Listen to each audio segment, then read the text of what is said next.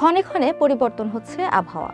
সকালে একরকম থাকলে দুপুর গড়াতেই তার মেজাজ অন্যরকম হয়ে উঠছে। সকালে একটু বেলা গড়ালে গায়ে কাপড় সেইভাবে জড়িয়ে রাখা সম্ভব হচ্ছে না, কিন্তু দুপুর গড়াতেই বাড়ছে শীতের তীব্রতা। বৃহস্পতিবার সারা দেশেই ঠান্ডার আমেজ ছিল এমনই। দেশ জুড়ে শীতের তীব্রতার সঙ্গে বাড়ছে কুয়াশার দাপটও। দেশের উত্তর ও পশ্চিমাঞ্চলে কাঁপন ধরিয়েছে শীত। দু একদিনের মধ্যে বয়ে যেতে পারে শৈত্যপ্রবাহ, ফলে শীতের তীব্রতা আরও বাড়তে পারে বলে আভাস দিয়েছে আবহাওয়া অধিদপ্তর, যা চলতি মৌসুমের প্রথম শৈত্যপ্রবাহ।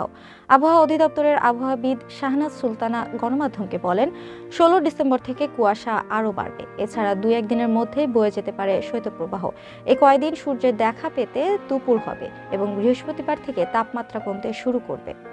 এই আবহাওয়াবিদ আরও জানান, এখনও দেশে শৈত্যপ্রবাহ না থাকলেও দু একদিনেই হবে সর্বনিম্ন তাপমাত্রা।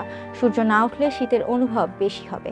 বঙ্গোপসাগরের সুস্পষ্ট লঘুচাপের প্রভাব বাংলাদেশে পড়বে না। এছাড়া দীর্ঘমেয়াদী পূর্বাভাস, ডিসেম্বর মাসে একাধিক তীব্র শৈত্যপ্রবাহ হতে পারে উত্তরবঙ্গে।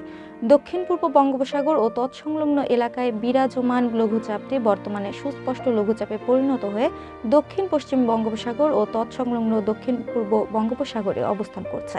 এমন অবস্থায় সারা দেশের তাপমাত্রা কিছুটা কমতে পারে।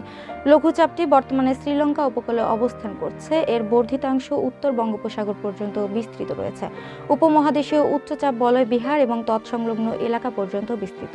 তবে পরবর্তী 72 ঘন্টায় দেশের কোথাও বৃষ্টিপাতের সম্ভাবনা নেই।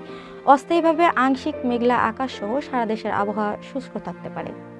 এদিকে সারা দেশে রাতের এবং দিনের তাপমাত্রা সামান্য কমতে পারে। আর শুক্রবার তাপমাত্রা অপরিবর্তিত থাকলেও শনিবার সারা দেশে রাতের তাপমাত্রা সামান্য কমতে পারে এবং দিনের তাপমাত্রা প্রায় অপরিবর্তিত থাকতে পারে।